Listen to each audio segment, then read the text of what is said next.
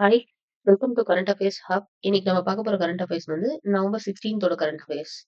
இன்னைக்கு நம்ம பார்க்குற கரண்ட் அஃபேர்ஸ் எல்லாமே மோஸ்டா வந்து economics, polity and science based current affairs. ரொம்ப இம்பார்ட்டன்ட் ஆனது. ஃபர்ஸ்ட் கரண்ட் அஃபேர்ஸ் பார்ப்போம். ஃபர்ஸ்ட் வந்து ஸ்டேட் ஃபினான்ஸ் 2025. இது ரிலேட்டடான ஒரு குவிஸ் பார்ப்போம். What is the FRBM target for gross fiscal deficit for states? அதாவது கிராஸ் பிஸ்கல் டெபிசிட் இருக்குல்ல, அதோட எஃப்ஆர்பிஎம் டார்கெட் எவ்வளோ அப்படின்னா 3% ஆஃப் ஜிடிபின்னு சொல்லி சொல்றாங்க. இது ரிலேட்டடான ஒரு எக்ஸ்பிளனேஷன் பார்ப்போம். States maintain gross fiscal deficit close to the FRBM target of 3% of GDP. அதாவது FRBM target பார்த்தீங்கன்னா 3% of GDP தான் இருக்கணும்னு சொல்றாங்க. பட் ஃபினான்ஷியல் 2024-2025ல கிராஸ் ஃபிஸ்கல் டெபிசிட் எவ்வளோனா 3.2% of GDP, which is 0.2% கொஞ்சம் அதிகம் அப்படின்னு சொல்லி சொல்றாங்க. பட் இட் இஸ் ஸ்டில் மேனேஜபிள்னு சொல்றாங்க. நெக்ஸ்ட் வந்து என்னென்ன ஸ்டேட்ஸ் வந்து வெரி ஹை டெப்ட் லெவல்ல இருக்கு அப்படின்னா பஞ்சாப், கேரளா அண்ட் வெஸ்ட் பெங்கால். இந்த 3 ஸ்டேட்டும் பாத்தீங்கன்னா வெரி ஹை டெப்ட் லெவல்ல இருக்குன்னு சொல்றாங்க. கிராஸ் பிஸ்கல் டெபிசிட் அப்படின்னா என்ன அப்படின்னா சிம்பிளா சொல்லணும் அப்படின்னா ஒரு கவர்மெண்டோட வருவாய் பாத்தீங்கன்னா ஒரு 100 ருபீஸ் வச்சுக்கோங்களேன். கவர்மெண்டோட செலவு பாத்தீங்கன்னா ஒரு 120 ருபீஸ் அப்படின்னா 20 ருபீஸ் டெபிசிட்டா இருக்குல்ல, இந்த 20 தான் வந்து கிராஸ் பிஸ்கல் டெபிசிட். இதுதான் பாத்தீங்க அப்படின்னா 3% ஆஃப் ஜிடிபியை வந்து தாண்டக்கூடாது எஃப்ஆர்பிஎம் டார்கெட் படி.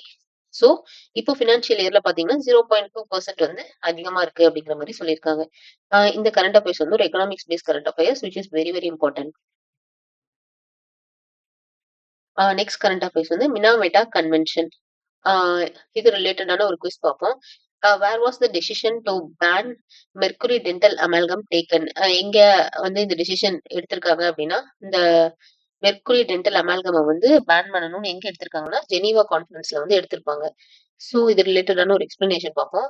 Countries will ban mercury based dental amalgam by 2034. 2034க்குள்ள வந்து மெர்க்குரி பேஸ்ட் டென்டல் அமால்கம் வந்து பேன் பண்ணணும்னு சொல்லி சொல்றாங்க. எங்க டெசிஷன் எடுத்திருக்காங்க அப்படின்னா அட் ஜெனீவா கான்ஃபரன்ஸ்ல வந்து இந்த டெசிஷன் எடுத்திருக்காங்க. WHO என்ன சொல்றாங்கன்னா mercury is one of the top 10 dangerous கெமிக்கல்ஸ்னு சொல்லி சொல்றாங்க. கன்வென்ஷன் ஆல்சோ பேன்ஸ், இந்த மினாமெட்டா கன்வென்ஷன் இருக்குல்ல, இது also பேன்ஸ் mercury.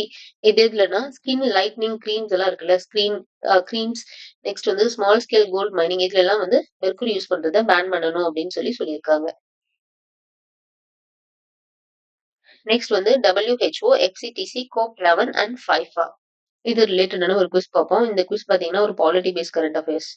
Article focus on protecting farmers livelihood and promoting alternatives. என்ன ஆர்டிகல் வந்து பாத்தீங்கன்னா ஃபார்மரோட லைவ்லிஹுட்டை வந்து ப்ரொடெக்ட் பண்ணுது அப்படின்னா ஆர்டிகல் 17 and 18 சொல்லி சொல்றாங்க.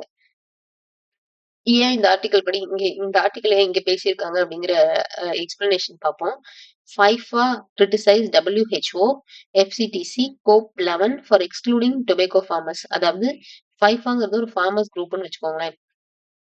அவங்க பாத்தீங்கன்னா WHO கிரிட்டிசைஸ் பண்ணிருக்காங்க. எதுக்காக அப்படின்னா இந்த COP11 கான்ஃபரன்ஸ்ல பாத்தீங்கன்னா டொபேக்கோ ஃபார்மர்ஸை வந்து அவங்க என்ன சொல்றது இன்க்ளூட் பண்ணிருக்க மாட்டாங்க. ஆஹ் அதனால வந்து FIFA வந்து கிரிட்டிசைஸ் பண்ணிருக்காங்கன்னு சொல்றாங்க.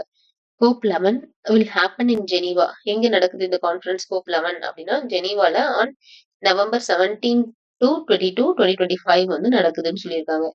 சோ இதனால இந்த டொபேக்கோ ஃபார்மர்ஸ் இருக்காங்கல்ல, அவங்க வந்து என்ன சொல்ல வராங்க அப்படின்னா ஆர்டிகல் 17 and 18 படி protect farmers livelihood and promote alternatives, அதாவது இதுபடியாவது நாங்க வந்து கான்ஃபரன்ஸ்ல கலந்துக்கிறோம் அப்படிங்கிற மாதிரி சொல்றாங்க. அதுதான் இது என்ன சொல்றது இந்த ஆர்டிகல் அதனாலதான் இங்க உள்ள வந்திருக்கு. நெக்ஸ்ட் வந்து இந்தியா தான் வந்து second largest tobacco producer and எக்ஸ்போர்ட்டர்னு சொல்லி சொல்றாங்க. இதுல இருக்க எல்லா பாயிண்ட்ஸுமே நமக்கு கண்டிப்பா தெரிஞ்சிருக்கணும்.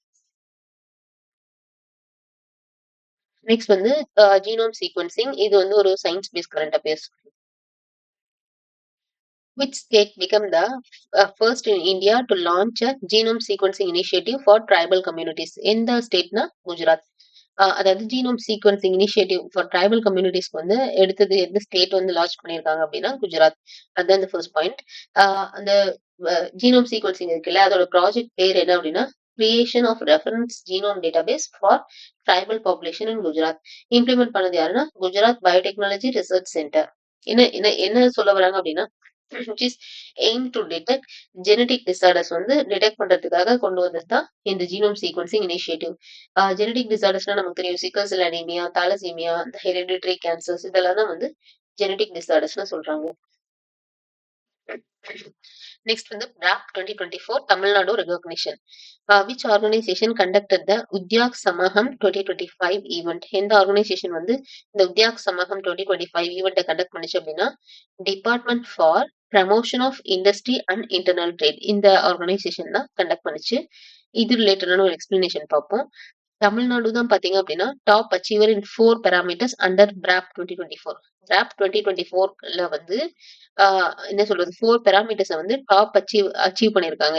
யாருன்னா தமிழ்நாடு அப்படின்னு சொல்ல வராங்க. இது வந்து எங்க அனௌன்ஸ் பண்ணாங்க அப்படின்னா உத்யாக் சமாகம் 2025 நியூ டெல்லியில நடந்ததுல அங்க வந்து அனௌன்ஸ் பண்ணியிருக்காங்க. யார் ஆர்கனைஸ் பண்ணதுன்னா மேலதான் பார்த்தோம் DPIIT.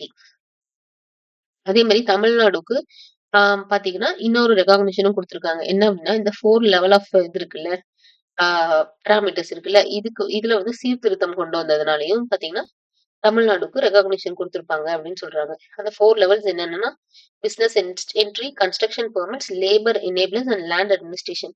இதுலலாம் வந்து ரெஃபார்ம்ஸ் சீர்திருத்தம் கொண்டு வந்ததுனால தமிழ்நாடுக்கு வந்து இந்த உத்யாக் சமாகம் 2025ல வந்து ரெகக்னிஷன் குடுத்திருக்காங்க அப்படிங்கிற மாதிரி சொல்றாங்க.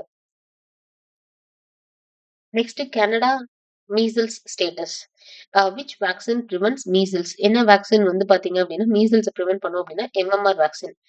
MMRோட அப்ரிவேஷன் என்ன அப்படின்னா மீசல்ஸ், மம்ஸ், ரூபெல்லா. இதுதான் வந்து MMR அப்படிங்கறதோட ஃபுல் ஃபார்ம். இது ரிலேட்டடான ஒரு எக்ஸ்பிளனேஷன் பார்ப்போம். Canada loss measles elimination status in 2025. அதாவது 2025ல பாத்தீங்க அப்படின்னா மீசல்ஸ் எலிமினேஷன் ஸ்டேட்டஸ் வந்து கனடா வந்து லாஸ் பண்ணியிருக்காங்க. ஏன் அப்படின்னா 5000+ கேசஸ் வந்து இப்போ வந்திருக்கு கனடால. மீசல்ஸ்னா நமக்கு தெரியும் தட்டம்மைன்னு சொல்லிட்டு. அது வந்து எப்போ ஸ்டார்ட் ஆச்சு அப்படின்னா அக்டோபர் 2024ல வந்து across the provinces and territories வந்து ஸ்டார்ட் ஆயிருக்கு அப்படின்னு சொல்றாங்க. மீசல்ஸ் அப்படின்னா ஒரு ஹைலி இன்ஃபெக்ஷியஸ் ஏர்பார்ன் டிசீஸ். இந்த இந்த இரும்புனா தும்முனா அந்த மாதிரி எல்லாம் வந்து ஸ்ப்ரெட் ஆகுற ஏர்பார்ன் டிசீஸ் தான் வந்து இந்த measles prevented by MMR vaccine அப்படின்னு சொல்ல வராங்க. நெக்ஸ்ட் குவிஸ் பார்ப்போம். Who criticized WHO FCTC COP11 for excluding tobacco farmers? Next, what does GFB stands for? இந்த 2 கொஸ்டின்ஸ்க்கும் வந்து நீங்க கமெண்ட்ல மறக்காம ஆன்சர் பண்ணுங்க. Stay consistent and stay confident. Bye.